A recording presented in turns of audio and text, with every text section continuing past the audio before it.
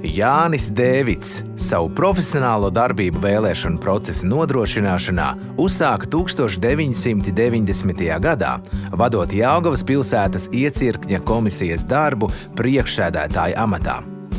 Pateicoties augstajai profesionālajai kompetencei un uzkrātajai pieredzei, viņš no 2009. gada sekmīgi pildīja Jelgavas pilsētas pašvaldības vēlēšanu komisijas priekšsēdētāja pienākumus un šo 16 gadu garumā ir bijis vēlēšanu procesa drošuma un godīguma garants Jelgavas pilsētā.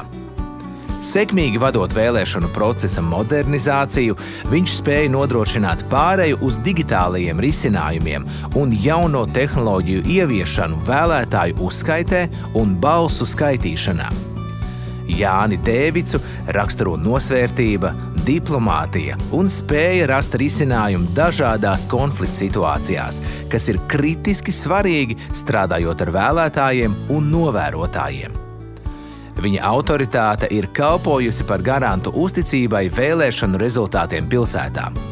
Arī noslēdzot aktīvās darba gaitas vēlēšanu komisijā, Jānis Dēvids ir nodrošinājis sekmīgu darba pēctecību, nododot savas zināšanas un pieredzi nākamajiem komisijas locekļiem, tādējādi saglabājot augsto komisijas darba kultūru.